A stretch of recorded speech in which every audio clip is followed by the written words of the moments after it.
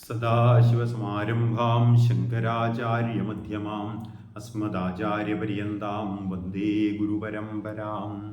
രാമായ രാമഭദ്രായ രാമചന്ദ്രായ വേധസേ രഘുനാഥായ നാഥായ സീതായ പതയേ നമഃ. നമസ്കാരം. രാമായണത്തിൻ്റെ വ്യത്യസ്ത മേഖലകളിലുള്ള പ്രാധാന്യത്തെക്കുറിച്ചാണ് നാം ചർച്ച ചെയ്തുകൊണ്ടിരിക്കുന്നത്. രാമായണവും ഭാരതത്തിൻ്റെ ദേശീയതയും എന്നതാണ് ഇന്നത്തെ വിഷയം. ഒരു നാടിൻ്റെ ദേശീയത എന്ന് പറഞ്ഞാൽ നമുക്കറിയാം, ആ നാടിനെ ഒന്നാക്കി നിർത്തുന്ന ഘടകങ്ങൾ എന്തൊക്കെയാണോ അതെല്ലാം അതിൻ്റെ ദേശീയതയാണ്. ഒരു നാടിൻ്റെ സംസ്കാരം, അത് ഉയർത്തിപ്പിടിക്കുന്ന മൂല്യങ്ങൾ, മാതൃകകൾ, ഉത്സവങ്ങൾ, കല, സാഹിത്യം, ഭൂമിശാസ്ത്രപരമായ ഘടകങ്ങൾ, വിദ്യാഭ്യാസപരമായ വസ്തുതകൾ, സാമൂഹ്യമായ രാഷ്ട്രീയമായ കാര്യങ്ങൾ, ഇതെല്ലാം അതിൻ്റെ ദേശീയതയുമായി ബന്ധപ്പെട്ടതാണ്. ഈ എല്ലാ മേഖലകളിൽ നമ്മൾ പരിശോധിച്ചാലും രാമായണത്തിന് ഭാരതത്തിൻ്റെ ദേശീയത ഇന്നത്തെ രീതിയിൽ വളർത്തിയെടുക്കുന്നതിൽ വലിയ ഒരു പങ്കുണ്ട് എന്ന് തിരിച്ചറിയാൻ സാധിക്കും. 1947 ഇന്നത്തെ ഭാരതമായി മാറുന്നതിന് മുമ്പ് തന്നെ തെക്കുകിഴക്കൻ ഏഷ്യൻ രാജ്യങ്ങളെ എല്ലാം പരിശോധിച്ചാൽ അവിടങ്ങളിലെ എല്ലാം സാംസ്കാരികമായ ശക്തമായ ഒരു ബിംബമായി രാമായണവും രാമനും ഉണ്ടായിരുന്നു എന്ന് നമുക്ക് വ്യക്തമാണ്. Nepal, Sri Lanka, Myanmar, Bangladesh, Cambodia, Indonesia, ഈ രാജ്യങ്ങളൊക്കെ പരിശോധിച്ചാൽ ജാതിമത വിശ്വാസങ്ങൾക്ക് അപ്പുറത്തേക്ക് ഞങ്ങളുടെയൊക്കെ സാംസ്കാരിക വിഗ്രഹം രാമനാണ്, രാമായണം ഞങ്ങളുടെ കൂടി സാംസ്കാരിക ഗ്രന്ഥമാണ് എന്ന് അംഗീകരിക്കുന്ന ഒരു കാഴ്ച നമുക്ക് കാണാൻ സാധിക്കും. ഭാരതത്തിൽ അങ്ങോളം ഇങ്ങോളം പരിശോധിച്ചാൽ നമ്മുടെ സാംസ്കാരിക രംഗത്തെ, സംസ്കാരം എന്ന് പറഞ്ഞാൽ വ്യത്യസ്തമായ മേഖലകളാണ്, ആ രംഗത്തൊക്കെ വളരെയധികം പ്രാധാന്യമുള്ള ഒരു ഗ്രന്ഥമാണ് രാമായണം. രാമന്റെ കഥയില്ലാത്ത ഒന്നും തന്നെ നമുക്ക് ഭാരതത്തിൽ കാണാൻ സാധിക്കില്ല എന്നുള്ളതാണ്. അപ്പൊ നമ്മൾ ഉയർത്തിപ്പിടിക്കുന്ന സംസ്കാരം രാമായണത്തിന്റെ സംസ്കാരമാണ് എന്ന കാര്യത്തിൽ യാതൊരു സംശയവുമില്ല. അതിൻ്റെ ഭാഗമാണ് നമ്മുടെ മൂല്യങ്ങൾ. ഭാരതത്തിന് ലോകത്തിന് മുമ്പിൽ വയ്ക്കാനുള്ള ഏറ്റവും മഹത്തായ മൂല്യം ധർമ്മമാണ്, ത്യാഗമാണ്, സമർപ്പണമാണ്, സാഹോദര്യമാണ്. അങ്ങനെ ധാരാളം മൂല്യങ്ങളെ നമുക്ക് ഉയർത്തി കാണിക്കാൻ സാധിക്കും. അതിലേറ്റവും ഉദാത്തമായ മൂല്യം ധർമ്മവും ത്യാഗവും ഒക്കെ ആയിട്ട് നമുക്ക് വേണമെങ്കിൽ വ്യാഖ്യാനിക്കാം. രാമായണത്തിലെ രാമൻ ധർമ്മത്തിന്റെ മൂർത്തിയാണ്. രാമോ വിഗ്രഹവാൻ ധർമ്മ എന്നാണ് നാം സാധാരണ പറയാറുള്ളത്. രാമന്റെ പ്രവൃത്തി മുഴുവൻ ധർമ്മത്തിൽ അധിഷ്ഠിതമാണ്. ഓരോ ഘട്ടത്തിലും ഒരു വ്യക്തി, ഒരു രാജാവ്, സമൂഹത്തിലെ ഒരു ജീവി എന്തു ചെയ്യണം, അദ്ദേഹത്തിന്റെ ധർമ്മം എന്താണ് എന്ന തിരിച്ചറിവോട് കൂടി നടത്തിയ പ്രവൃത്തികളാണ് രാമായണത്തെ വ്യത്യസ്തമാക്കുന്നത്. രാമായണത്തിൽ രാമനെയും ലക്ഷ്മണനെയും കുട്ടിയായിരിക്കുമ്പോൾ തന്നെ വിശ്വാമിത്ര മഹർഷി വന്ന് കൂട്ടിക്കൊണ്ടുപോകുന്നുണ്ട്. അവിടെ ശ്രീരാമൻ നമ്മളോട് പറയുന്നത് ഒരു വ്യക്തിയുടെ ഏറ്റവും പ്രധാനപ്പെട്ട ചുമതല സജ്ജനങ്ങളെ സംരക്ഷിക്കുക എന്നുള്ളതാണ്. ദുർജനങ്ങളെ നിഗ്രഹിച്ച് സജ്ജന സംരക്ഷണം നൽകുക എന്നുള്ളത് ഏതൊരു വ്യക്തിയുടെയും ചുമതലയാണ് എന്നുള്ളതാണ്. രാമായണത്തിലെ ഓരോ ഘട്ടങ്ങൾ പരിശോധിച്ച് മുന്നോട്ട് പോവുക എന്നുള്ളത് വിഷമമാണ്. എല്ലാ ഭാഗങ്ങളിലും ധാർമ്മികമായ മൂല്യങ്ങളുടെ ഒരു പ്രാധാന്യം നമുക്ക് കാണാൻ സാധിക്കും. രാമാഭിഷേക വിഘ്നം നടക്കുന്ന വേളയിലും ഇത് വ്യക്തമാണ്. തനിക്ക് മുന്നിൽ വന്നു ചേരുന്ന രാജകീയമായ സുഖങ്ങളെയെല്ലാം ഒരു മടിയും കൂടാതെ രാമൻ ത്യജിക്കുന്ന ഒരു കാഴ്ച, ത്യാഗം എന്നുള്ളൊരു സങ്കല്പം, അത് ഭാരതം മുന്നോട്ട് വയ്ക്കുന്ന ഒരു ആദർശമാണ് ത്യാഗം. എല്ലാം ഉണ്ടായിട്ടും അത് ഉപേക്ഷിക്കാൻ സാധിക്കുന്നവരുടെ നാടാണ് ഭാരതം. വിഷ്ണുനാരായണൻ നമ്പൂതിരിയൊക്കെ ഈ കാര്യം പറഞ്ഞിട്ടുണ്ട്. അദ്ദേഹം വിദേശ നാടുകളിൽ ഒരു പ്രഭാഷണം നടത്തുന്ന സമയത്ത് അവിടെ വന്ന ഒരു ചർച്ച എന്താണെന്ന് വെച്ചാൽ, ലോകത്ത് 2 തരത്തിൽ ഉള്ള ആൾക്കാരാണ് ഉള്ളത്, ഉള്ളവരും ഇല്ലാത്തവരും, അല്ലേ? അപ്പൊ അവിടെ വിഷ്ണുനാരായണൻ നമ്പൂതിരി പറഞ്ഞത്, ഇതിനപ്പുറം ഉള്ള ഒരു ജനത ഉള്ള നാട്ടിൽ നിന്നാണ് ഞാൻ വരുന്നത്, അവിടെ ഉണ്ടായിട്ടും വേണ്ടാത്തവർ എന്നൊരു വിഭാഗം അവിടെയുണ്ട്. അതിന് ഏറ്റവും നല്ല ഉദാഹരണമാണ് ശ്രീരാമന്റെ ജീവിതം. എല്ലാം ഉണ്ടായിട്ടും ഉപേക്ഷിക്കാൻ കഴിയുന്ന ആളുകളുടെ നാടാണ് ഭാരതം. സന്യാസം, നമുക്കറിയാം സന്യാസിമാരൊക്കെ ചെയ്യുന്നത് എല്ലാം ഉപേക്ഷിച്ചതിന്റെ പ്രതീകമായിട്ടാണ് കാവ്യ ധരിക്കുന്നത്. രാജർഷിമാര് അല്ലേ, ധാരാളം രാജാക്കന്മാര് അവരുടെ ഒരു പ്രത്യേക കാലഘട്ടം രാജഭരണത്തിന് ശേഷം ഭരണം മുഴുവൻ അടുത്ത തലമുറയ്ക്ക് ഏൽപ്പിച്ചുകൊണ്ട് പോകുന്ന ഒരു കാഴ്ച നമുക്ക് രാമായണത്തിലും കാണാം, മറ്റ് എല്ലാ ഗ്രന്ഥങ്ങളിലും നമുക്കിത് കാണാൻ സാധിക്കും. ത്യാഗം എന്നുള്ള ഒരു കാഴ്ചപ്പാട്. മറ്റൊരു കാഴ്ചപ്പാടാണ് ധർമ്മം. എന്താണ് ഒരു രാജാവിന്റെ ധർമ്മം? എന്താണ് ഒരു മനുഷ്യന്റെ ധർമ്മം? ഒരു പുത്രന്റെ ധർമ്മം എന്താണ്? ഒരു മിത്രത്തിന്റെ ധർമ്മം എന്താണ്? ഒരു ഭർത്താവിന്റെ ധർമ്മം എന്താണ്? ഇങ്ങനെ വ്യത്യസ്തമായ മേഖലകളിലുള്ള വ്യക്തികളുടെ ധർമ്മത്തെക്കുറിച്ച് രാമായണം രാമനിലൂടെയും മറ്റു കഥാപാത്രങ്ങളിലൂടെയും ലോകത്തോട് വർണ്ണിക്കുന്ന ഒരു കാഴ്ച നമുക്ക് കാണാൻ സാധിക്കും. രാമൻ വനവാസത്തിന് പോകുന്ന സമയത്ത് കൂട്ടുകാരനായ ഗുഹനെ കണ്ടുമുട്ടുന്നു. നോക്കൂ, നമ്മളിപ്പോൾ ഹിന്ദു വിശ്വാസങ്ങളെ അധിക്ഷേപിക്കാൻ വേണ്ടി പലരും പറയാറുണ്ട് ബ്രാഹ്മണിക്കൽ ഹെജിമണി എന്നൊക്കെ, ജാതീയത ഇവിടെ ഉണ്ടായിരുന്നു എന്നൊക്കെ വാദിക്കാൻ വേണ്ടി കണ്ടെത്തുന്ന ഒരു കാലഘട്ടത്തിലാണ് നമ്മൾ ജീവിക്കുന്നത്. ഇവിടെ നോക്കൂ, ഇവിടെ രാജാവായ, ഇന്നത്തെ ഒരു രീതിയിൽ പറയുകയാണെങ്കിൽ ഉയർന്ന വംശത്തിൽപ്പെട്ട രാമൻ തീർത്തും ആദിവാസി മൂപ്പൻ എന്നൊക്കെ വേണമെങ്കിൽ പറയാം, ഈ വിഭാഗത്തിൽപ്പെടുന്ന ഗുഹനെ കെട്ടിപ്പുണരുന്ന ഒരു കാഴ്ച. രാമനുമായുള്ള സാഹോദര്യ ബന്ധത്തിൽ ലക്ഷ്മണനാണോ ഭരതനാണോ ഗുഹനാണോ മുൻപന്തിയിൽ നിൽക്കുക എന്നുള്ളത് വളരെ സംശയമാണ്. ഇതെല്ലാ രാമായണത്തിലും പ്രത്യേകമായി എടുത്തു പറയുന്നതാണ്.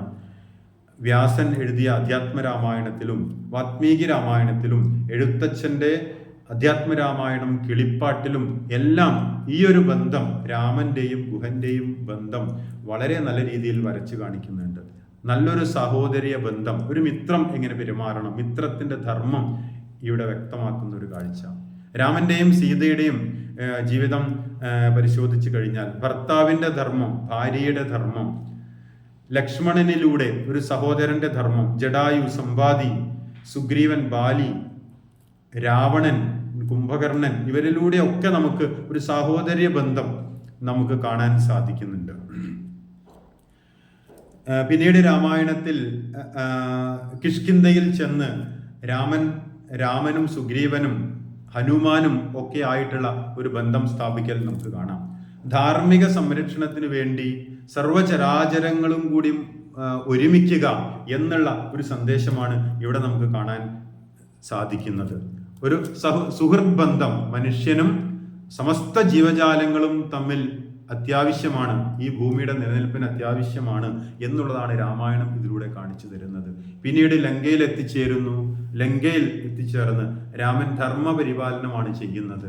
രാക്ഷസ ശക്തികളെയെല്ലാം നിഗ്രഹിച്ചുകൊണ്ട് ധർമ്മത്തിന്റെ പരിപാലനം രാമൻ നിർവഹിക്കുന്ന ഒരു കാഴ്ചയാണ് നമുക്ക് കാണാൻ പറ്റുന്നത്.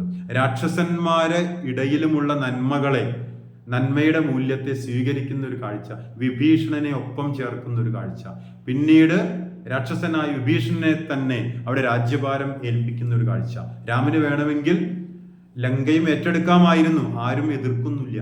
പക്ഷേ രാക്ഷസ രാജ്യം രാക്ഷസന്മാർക്ക് തന്നെ, എല്ലാ പ്രദേശത്തും ധർമ്മം നിലനിർത്തുന്നതിന് വേണ്ടിയുള്ള രാമന്റെ പരിശ്രമം അത് രാമായണത്തിൽ നമുക്ക് കാണാൻ പ്രത്യേകം സാധിക്കുന്നുണ്ട്. ഇത്തരം ധാരാളം മൂല്യങ്ങളാണ് പല സന്ദർഭങ്ങളിലായി രാമായണം നമ്മളോട് പറയുന്നത്. പിന്നീട് നോക്കൂ, മാതൃകകൾ. രാമായണം മുഴുവൻ മാതൃകകൾ തന്നെയാണ്. രാമൻ, സീത, ഹനുമാൻ, ലക്ഷ്മണൻ എന്ന് തുടങ്ങി രാമായണത്തിലെ കഥാപാത്രങ്ങളെല്ലാം ഒരു തരത്തിൽ അല്ലെങ്കിൽ മറ്റൊരു തരത്തിൽ മാതൃകകൾ തന്നെയാണ്. ഇന്നും നമുക്ക് ജീവിക്കാൻ എല്ലാ മേഖലയിലും ഇവരൊക്കെ മാതൃകയാണ് എന്ന കാര്യത്തിൽ യാതൊരു സംശയവും ഇല്ല എന്നുള്ളതാണ്. നമ്മുടെ കലയുടെ മേഖലയിൽ, സാഹിത്യത്തിന്റെ മേഖലയിൽ രാമായണത്തെ ഒരിക്കലും ഒഴിച്ചു നിർത്താൻ പറ്റില്ല. കേരളത്തിൽ തന്നെ ആദ്യകാലഘട്ടത്തിലൊക്കെ ഉണ്ടായ രാമനാട്ടം നോക്കൂ, രാമന്റെ കഥ പാടിയുള്ള ഒരു ഒരു കലാരീതി അത് ഇവിടെ പ്രചാരത്തിലിരുന്നു എന്നുള്ളതിന് തെളിവാണിത്. സാഹിത്യരംഗത്തും സാഹിത്യരചനകൾ ഭാരതത്തിലെ എല്ലാ ഭാഷകളിലും മറ്റ് ലോക ഭാഷകളിലും രാമായണത്തിന്റെ പരിഭാഷകൾ ഉണ്ടായിട്ടുണ്ട്.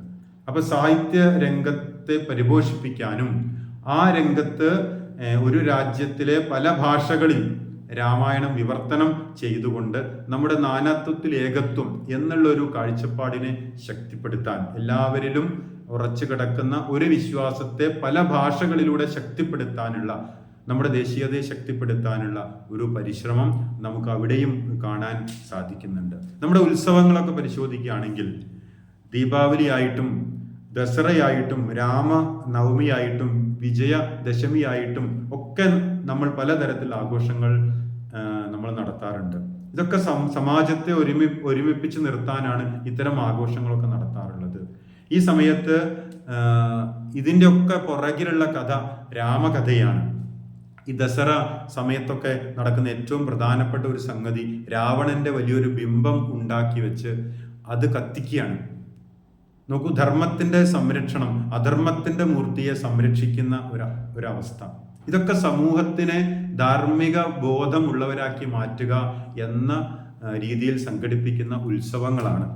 അപ്പൊ ഈ ഉത്സവങ്ങളിലും നമ്മുടെ ദേശീയ ഐക്യം ഊട്ടിയുറപ്പിക്കാൻ ശ്രമിക്കുന്നു എന്നത് രാമായണത്തിലൂടെ നമുക്ക് കാണാൻ സാധിക്കും. പിന്നീട് ഭൂമിശാസ്ത്രപരമായ ഒരു ഐക്യം. ഒരുപക്ഷെ ഭാരത പര്യടനം ആദ്യമായി ആരംഭിച്ചു എന്ന് ചോദിച്ചാൽ ഒരുപക്ഷെ ശ്രീരാമനായിരിക്കും.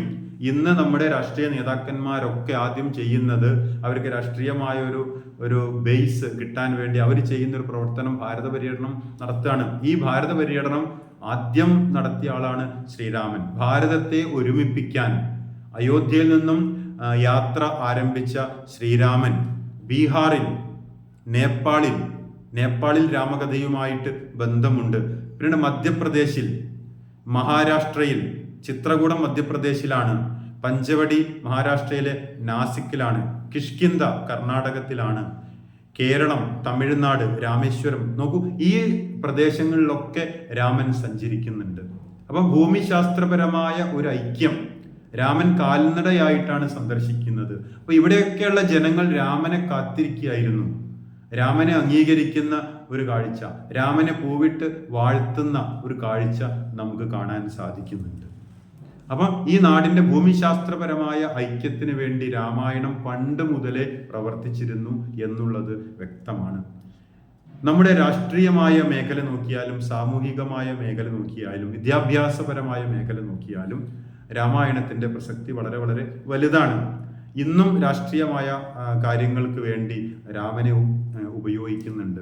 ദേശത്തിന്റെ ഐക്യത്തിന്റെ വലിയൊരു ബിംബമായി രാഷ്ട്രീയ മേഖലയിലും രാമനാണ് ഇന്നും നിലകൊള്ളുന്നത്. സാമൂഹികമായി മാതൃകാ സമൂഹം, മാതൃകാ കുടുംബം, ഇതൊക്കെ രാമായണം വരച്ചു കാണിക്കുന്നു. സാമൂഹിക മേഖലയിലും രാമായണത്തിന് വളരെ വലിയ ഒരു പ്രസക്തിയാണുള്ളത്. വിദ്യാഭ്യാസപരമായ ഒരു മേഖലയിൽ പരിശോധിച്ചാൽ വളരുന്ന തലമുറയ്ക്ക് കൃത്യമായ ചില ആദർശ പുരുഷന്മാരെ നമുക്ക് വരച്ചു കാണിക്കാനുള്ളത് രാമായണത്തിലൂടെയാണ്.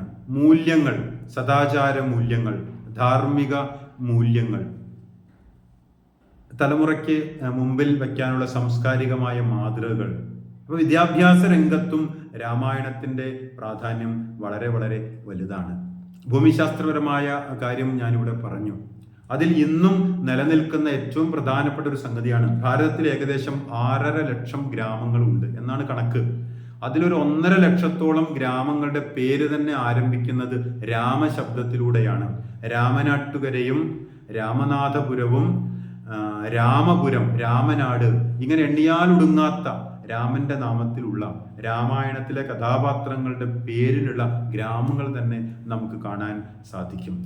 പല സംസ്ഥാനങ്ങളിലുള്ള, ഭാരതത്തിന്റെ പല ഭാഗങ്ങളിലുള്ള പ്രദേശങ്ങളുടെ പേരിൽ വരെ രാമനുണ്ട് എന്ന് പറഞ്ഞാൽ ഈ നാടിനെ ഒരുമിപ്പിച്ച് നിർത്താൻ രാമായണം എത്രത്തോളം സഹായിക്കുന്നു എന്നുള്ളത് നമുക്ക് വളരെ വളരെ വ്യക്തമായി മനസ്സിലാക്കാൻ സാധിക്കും. രാമായണം നമ്മുടെ ദേശീയത നിലനിർത്താൻ ഇനിയും വളരെ കാലം നിലനിൽക്കും എന്ന കാര്യത്തിൽ യാതൊരു സംശയവുമില്ല. രാമായണ പാരായണത്തിലൂടെ നമ്മുടെ നാടിനോടുള്ള സ്നേഹം കൂടുതൽ കൂടുതൽ പ്രകടമാക്കാനും ഇവിടുത്തെ ജനങ്ങളുടെ ഐക്യം സുദൃഢമാവാനും സഹായിക്കട്ടെ എന്ന് ആശംസിക്കുന്നു. നമസ്കാരം.